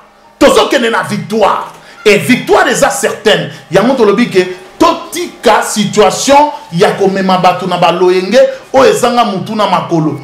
Ba guerrier baza batoyo plan esalamaka na mesa baleki na action balekaka na ba vidéo te baza batute ya roya kopesa pesa peuple bozela boye toza na 5e colonne boye na boye biso toza boye et biso toza na plan B biso toyaka na poto ko se prostituer te biloko wana tolingi yango lisute et comme likambu ya mbuma na banzete. Ça c'est le langage de la guerre oyo bango bayokaka. Ça c'est le langage de la guerre oyo bango bayokaka parce que l'alliance Joseph Kabila azana langage mususu te oyo ya yokaka si ce n'est que le langage de guerre, le langage des armes. Yango tolobi na lingala bambuma na banzete. Mbuma na banzete basomba kango neti boulangerie na mapate. Na lingina rafraîchir batu mémoire. Bogotu na ngai cher ndeko na biso Jean-Pierre Bemba Gombo oyo azana laye que je salue en passant. Ba munition na armement nyonso oyo azalaki nango ekenda wapi ebimate ezaka na Congo. Donc botika ko embarquer batu na bambongo tolobi que le Congo est en guerre. Lisasi tango ezwaka mutu ata balle perdu tokoti na logique ya guerre balobaka mingi te. Donc na logique loba te mais batu balo résistance loba sala rien. Opposition loba sala rien. To lembi système ya loba sala rien. Ba guerrier ba ye na système ya baba mais to koyoka sambo. Mais non ba guerrier ezali groupe ya batu ezandenge. Mais guerrier balobi ke mendengo sana ndako na yo. Hein? Ndengo sana na mama. Mutu akoti aye boye papa na biso nengaza wana bu aye a détrôner yo papa kaka boye banini. N'est-ce pas comme guerrier? Alors guerrier ezali état d'esprit, nous sommes en guerre. Ba o nyonso eza langage ya ba averti. Les avertis me comprennent. Biloko ezali sonundele to yo ya te ko pesa ka bo non na zolo ba yango ke guerrier ezali état d'esprit. Le Congo est en guerre, mutu nyonso sko ifala ta kazaka ya ba guerrier. Donc si je comprends bien après tout c'est réservé parce que eza ba image éthique à la rabat. Liso mundele azotala yango akozwa yango akoluka lingala batu ba ko interpréter congolais pe champion en trahison toute catégorie. Ce qui va payer moins de $1000 pour interpréter Marambo na Goloba, à interpréter en nyonso. Yango moni que résistance échoué. Ba plan nyonso ba vidéo kili na ba YouTube toko sala boy toko kendebo. Et sali boy songi boy keibo. Moni de ba skini ni pas. Ba kenda ka bo kilana ba tamakelele te. Bible lobi gardez silence. L'Éternel combattra pour vous. Mais boy bango ke nzamba sala ka kat na batu. Na époque ba Moïse a tombola ka maboko likolo général Joshua zalaka na terrain pour na robunda. To komine na ta ya bitumba. Guerre. Parce qu'en attendant tous en attendant bitumba tous bomba ba stratégie batu bazo continuer ko kufa maman ko kufa ko ata kututo car na est na car na ba marche na est batu bazo kufa ti sikoyo donc maman même na mboko to fandi batu ba kufa vous espérer batu ba ko kufa kana bango kaka chaque jour batu ba bota makande batu ba bota maka chaque jour batu ba ko kufa oui même bongi batu bazo kufa même na maladie na makambo ebele zate batu ba ko kufa na ko boma boye ko beta masasi mais batu wana banani baza ba responsable numéro 1 ya mort wana eza ba aventurier oyo ba meli bino lar basali cop na Ibiza basali cop na Venise bayena ba Paris na ba Bruxelles basali ba cop na bango sikoyo komi makambo liko neloka ba misusu bangindi te bon sikoyo komi makambo ya mécontentement tellement ba politique ba pensi déjà IDPS ba moni que IDPS lali ba récupérer ba Tshisekediste liko de tamboli ba sango ba okena bango yango ba sango ba fachette. Donc si tu comprendre bien et ça vraiment que basango bazobimisa batu parce que bazwi l'arte eza likama mbongo donc à ce cas wana na éviter ceux qui to suka ndeni na yango tolobi ke tokabwana na ba corrompi tokota na esprit de guerre pour esprit de guerre eza likama lisasi ba corrompaka yango te mama soki mutu akoti na ndako na asu mubali na yo mutu atayeli yo 1 milliard de dollars oboya yango po mubali na aleki 1 milliard de dollars mboka na biso Kongo eleki ba miette o bazopesa biso ngai naza na niveau te ke mutu akorrompre ngai mais ngai pe bato bazo corrompre wana ngai pe fona pesa bandeko na ngambongo siko prophétie ya lisasi wana na mutu soki kokokisa maka na 2030 to vandara to zela mama omoni na osukisa awa nzambe alobaka na bato o baza na mitu ya mboka tolinga te tipe wana aza beau frère na biso mais mutu abali ser na yo Olive Lemba aza ser na biso aza congolais mwana ya Lembe ti papa na ese mukongo mama na ye aza mutu ya Maniema baza ba congolais Olive Lemba aza ser na biso ye abala ser Olive Lembe mosengo na Marini Bodo décorrompu traître basali bakope na bango baleli konda po biloko na bozolinga koloba yango te mosengo mutu abebisa conférence nationale souveraine à cause ya corruption mosengo c'est incorruptible wana eza kokangage kaka ngai soki bobeteli lelo ba mosengo maboko na mona bino boza ba amnésique soki bobeteli basango maboko na mona bolobaki bamusu no basango ba pédophile mais oyebi ke biloko mosusu nazo rêve obende elini congolais lamuka na pongi nini bakidi baboye bato babebiseli biso bana bakosi bato koona kobala te mais kobebisa bana nyonso wana toloba te baditru l'église catholique bozobetela maboko mais église ya bapédophile soki lelo oyo biso bozovilipande biso lelo oyo boza kovilipande biso me nga na kokamwa bozondima bapédophile mais alliance yango bozosala na bandoki eke musika te mais fo toyeba yango lelo na mboka na biso Congo batu tu oyo batrahisa bakongolais bakokufa moko ta kozwa pouvoir. Donc dans un message moko wana éviter son okotanga ngo eza que écoutez papa Ndeko Nicolas, je crois que votre Thomas s'est déclaré résistant lors de notre émission ensemble chez Bomoko Yamboka. Les archives en parlent. Donc, il est aussi parmi les gens qui ont échoué. Alors, nous sommes d'accord avec vous. Vous proposez qu'on ferme les bras, qu'on ferme les bras, à laisser la Kabylie mater tout le monde. Et vous donnez quelle échéance, vous, le guerrier? Oui, dans le biango, ndeko merci ndeko Nicolas. Non, on doit reconnaître que yo peut échouer dans le biango, résistant. Oui, donc vous avez échoué. Je n'ai pas mâché mes mots. J'ai déclaré jusqu'au 31, je fus encore résistant. Mais naïe comment que résistance échoué. Effectivement. Voilà. Donc nous tous nous avons échoué. Mais ceux qui vont échouer, va changer la stratégie. Il n'y a que les imbéciles qui ne changent pas. Moi, je ne suis pas un imbécile. Je ne peux pas demeurer à persister dans l'erreur. Voilà pourquoi on dit que non, nzela o erreur na ligne on soute.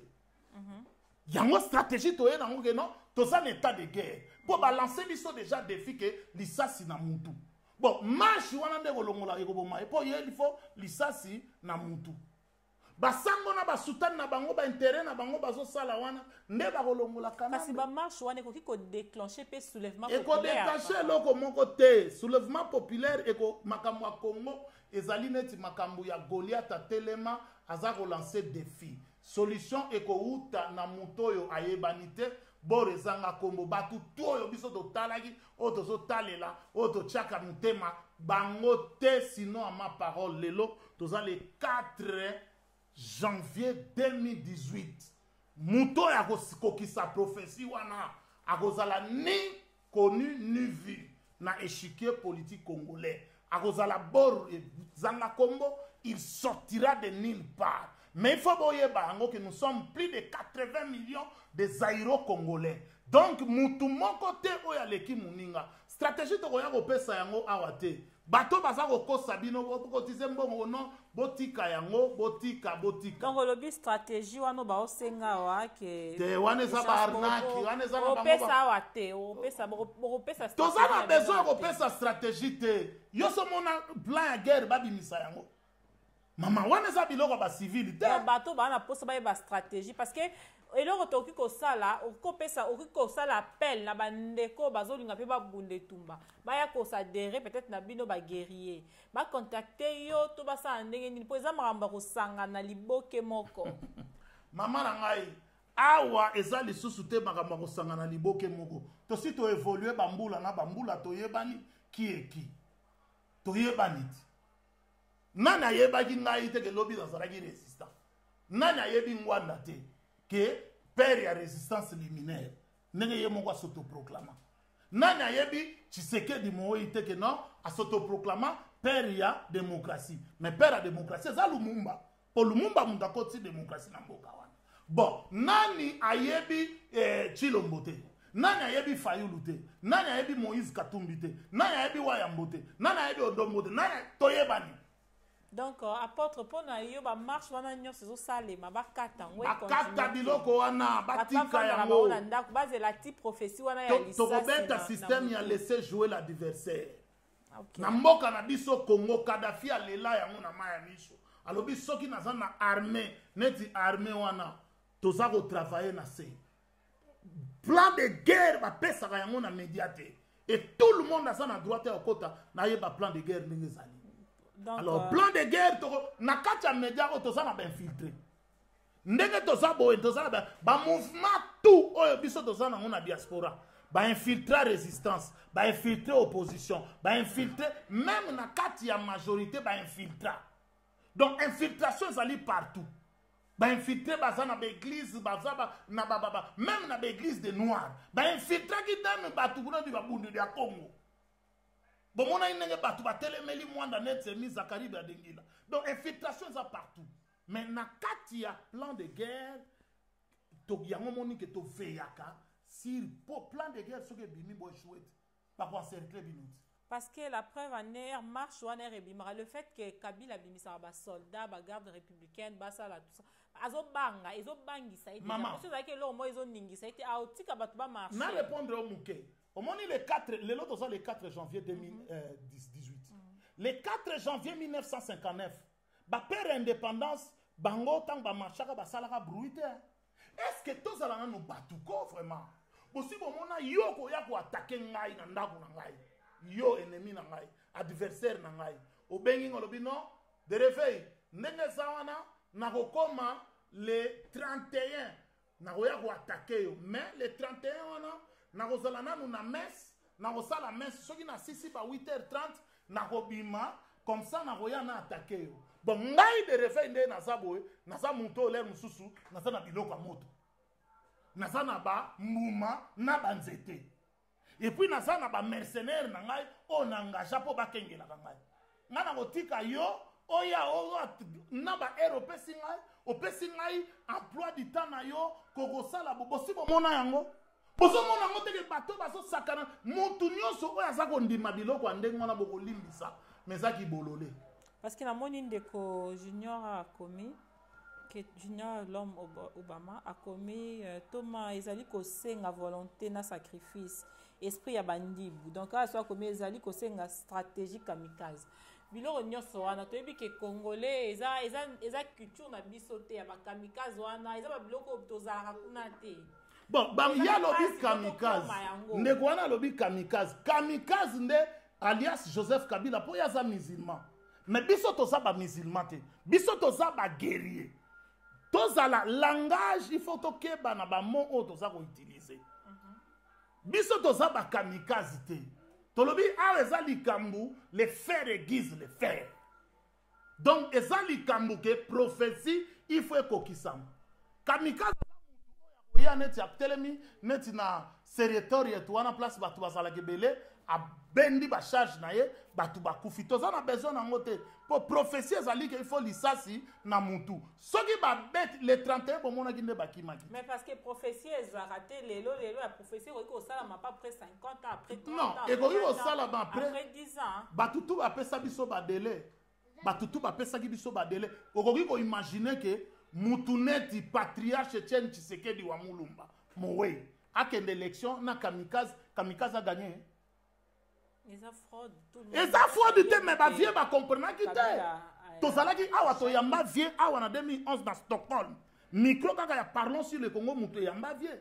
Ba yebi c'est que mais yo na 2016 oboya ki est-ce que les préalables sont réunis? Ba vie ba kenda ngulu. Pona nini lokoso ya mbongo ba vie ba dama bala. Donc là vraiment tu commis vraiment na suka ya émission na biso ya lelo parlons sur le Congo. Donc o nyonso bolandi biso vraiment bozaki branché na biso o nyonso alingi a participer na émission na biso n'hésitez pas à contacter bomoko ya mboka tozozela pe toyeba pe point de vue na yo bandeko bolandi na moni bato ebele bokomeli biso donc bao boza contre point de vue apôtre Peniel donc bino pe boza libre ya koya ya ko partager na biso ensemble au boza nango ya un plus ko bakisa na biso nyonso ba congolais parce que toza a besoin ya changement.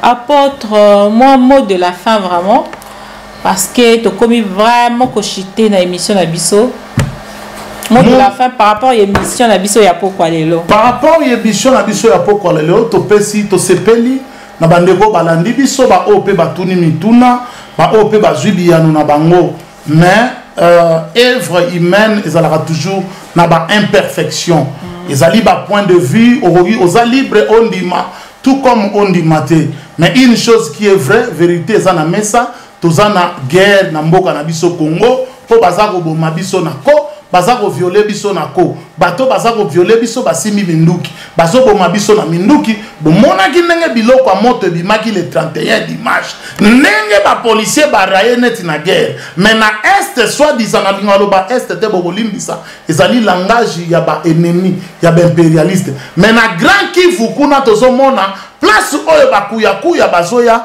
banguna na biso bazako boma ba soda na biso bazo bimisa arsenal militaire o bazo bimisa te mais ba civil o bazangi minduki bato e bazaka na bible ba chapelet mandalala tala arsenal militaire ba bimiseli bango douana nyonso tolo bate butu dia comme on a ba Congo amekani ko bouger tala arsenal militaire o ba bimisaki po ba rétablir autorité de l'état ba yoto yokaki nani mina kwa lobike oyo nyonso akoya pour entraver processus électoral oyo akokutana na biso na nzela na ye distraction si distraction poto sepelisa bango tolobi botika peuple afanda kimia muto abimisaka lisu peuple na balabala te toza na état de guerre oyo esalama ezali couvre-feu to lança opération couvre-feu na 2013 na Canada na Montréal yango esalaki archibishop Coutinho Fernando Abima awa toza na état de guerre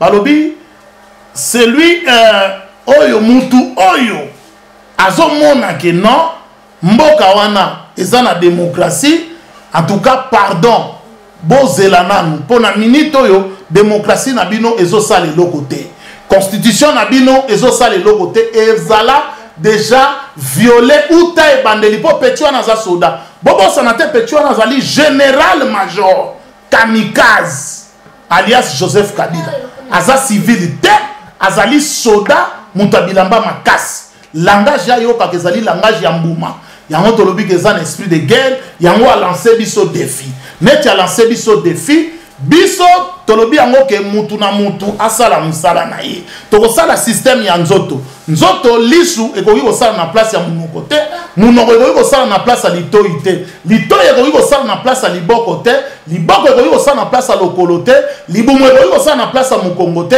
hanche ekoki kosala na place ya suki te mutu na mutu asala musala na ye eza na batu oyo bayebi neti toza na état de guerre baguerrier on s'en chargera pour toi accomplir volonté ya prophétie oyo bauti kopesa biso na 2017 maloba na biso ya suka yango wana et puis mutu asenga bino bambongo te po mbuma na banzete nango basombaka yango neti lipa na supermarché te neti bilamba na baboutique te yango ezali makambo mosusu na zongeli lisusu na lobi mbuma na banzete oyo Jean-Pierre Bemba salelaka ebima na Kinshasa te ezalaka na Kinshasa biloko wana ezaka na mboka yango toboyi basenga peuple mbongo toboyi mutu asenga bango mbongo au nom de peuple bofanda ba o bakufi vraiment te souhaiter mes condoléances sincères et vive sympathie na biso de tristesse na ba famille nyonso éploré oyo babungisi bandeko na bango pendant période oyo mibali balelaka na mitema mais na miso akangi pizoli na ye wana ezalaki maloba na biso ya suka nazongiseli yo maloba tomonani na mbalasima voilà ba message ezo ya tellement ebele na éviter ceux qui na otanga moi message yo pona ya ndeko na biso akomia wa mais état de guerre donc na biso akomia papa junior Obama état de guerre tokosala ndenge nini pona to longa guerre Thomas na éviter to mais stratégie a stratégie na ye juste stratégie kaka moko tokosala ndenge nini yango bokena bomemi boenduire omoni un véritable leader akoki kotambola selon peuple te parce que peuple amonaka te même stratégie tomemi toenduire baopposant ngo kaka ti bakwei na erreur babungi nzela bokosala ndenge nini tokosala ndenge nini tokosala ndenge nini totika nanu mitema ya soso ya kolelalela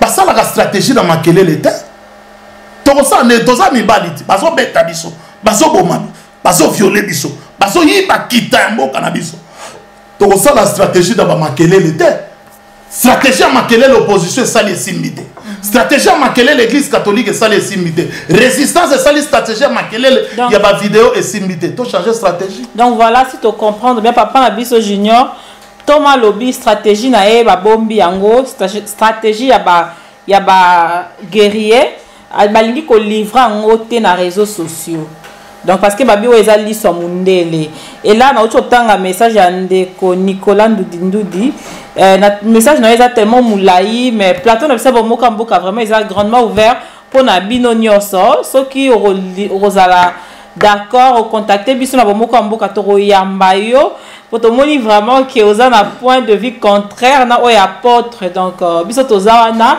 l'église au milieu du village toya toza pona mutu nyonso donc toza vraiment na maboko kofungama tozela bino nyonso bolingi bo participer na émission bo leka na ya bomoko ya mboka bo contacter biso toko liamba bino toko yoka pe bino donc voilà et là vraiment je vous dis au revoir parce que tu as commis vraiment dans souka il faut que tout se sépare apôtre na sur na éviter ceux qui moi liloba ya souka effectivement par rapport à ndekwana biso tozali ba artisan il y a diversité à penser nous ne sommes pas contre la diversité nous aimons la diversité et nous en avons besoin parce que balobi des chocs des idées jaillissent la lumière mais stratégie ya ba débat ya ba vidéo na ba liso ya mundele ya ko élaborer ba plan to sala boy wana nde to lembi pe to boy yango parce que zali stratégie auto sali des années et des années to échouer nango alors biso to boy stratégie wana to sali sou na temps wana te temps ya ba débat ba nini ezalaka te. Vous comprenez? Les Palestiniens, les Juifs Israël. Parce que si on attend un débat, il y a un se faire voir. Nous ne sommes pas se faire voir. Mativi, vidéo, tout ça, émission, Mativi et Belé, le temps de Mativi et Pessibiso, fiasco. Tout reconnaître, nous tous, nous avons échoué. résistance échouée, opposition échouée, Batutu va échouer, église échouée, combattant c'est l'opposition. Tant qu'on parle de combattants, c'est les opposants. Vous comprenez? Donc va échouer, Batutu va échouer, résistant va échouer. Alors tout faire dans calme, tout réfléchir autrement parce que tu es en guerre. La guerre va tambola, tambola, tu as ça c'est. Voilà, donc on a surtout ça on se fait là. Voilà, donc tout comme vraiment dans cette émission Nabiso. Merci à vous tous. Vous disposez de temps Nabino vraiment pour nous Hollande Biso na bomoko amboka. Un grand merci à vous et votre a toujours branché na site Nabino Moko 3 www.bomokoyamboka.com. Biso de notre côté vraiment topé si bino baba et meilleur vœu Nabino déjà pour l'année 2018. On espère que Maman se collega bien, Kabila Rokende, donc ma bonne chose est belé na Congo. Et là vraiment, tu peux sibino bye bye. Botika la malamu na zonge lisusu ba o nyonso vraiment bolingi bo contacter biso bo leka na émission bo hésiter te ko benga. Bato msu bo solola nanga moko ma bo benga bo moko mboka soit bo bengi pe ngai na solola na site comme ça to planifier comment est-ce que to koyamba bino. Donc là vraiment je vous quitte déjà et on vous dit au revoir. Et puis là, je vous signale déjà que Bomoko Amboka bientôt application. Donc, vous allez, moi, Bomoko Amboka, tu comptes une application. On a vu ça, Bomoko Amboka, vous allez télécharger l'application Bomoko Amboka depuis ba mobile nabino, ba iPad nabino. Donc, tu as innové ma ambassadeur. Donc, d'ici là, Bomoko Amboka application, ils ont comme la bino nabandako. Ils ont 2018 déjà Makamboa Sikezoya et Belé. Donc restez branchés sur votre site www.bomokoyamboka. Un grand merci à vous tous qui étaient là pour nous suivre. Et puis je dis un grand merci à Digital Momo, le patron de Bomokoyamboka. Donc PC Bambo Tessi Kazali et puis sa femme Maman Pauline. Merci aussi à la porte Répéniel pour n'attendre à yo disposer na site Nabiso. C'est à moi de vous remercier parce voilà. Que aux mères de famille nous disposez tant vraiment tu m'as mis au moins retard. Merci. Donc voilà, et puis je dis un grand merci à mon mari. Il va aller à Pessinga autorisation aux Alatiba air tardif Boelibanda pour nos Sam Salamboka. Donc merci à toi et Julia Baleka là où tu es, merci beaucoup. Et Batounia sont vraiment bazaki branché na biso, beau partager émission, voilà. Et je vous retrouve une autre fois dans épisode na biso mususu ya émission Oyo. Voilà, au revoir, on se quitte là. Bye bye. Mini yena mwana ben congolais. Boa tarde a todos. Hana le monga ben formation de mosi dia bien. Peço a todos meus irmãos angolanos avec Digital Momo. Bomoko ya mboka. Formação. Donc ne bougez pas quoi. www. Bomoko ya mboka. Bomoko ideal nadia tunga hat. Para que possam acompanhar esta informação de Bomoko ya mboka. Oh Amérique. Oh Afrique. Oh Asie. Oh Océanie avec Digital Momo. Papopi, motoki bala lobi, botala ka bomoko ya mboka merci.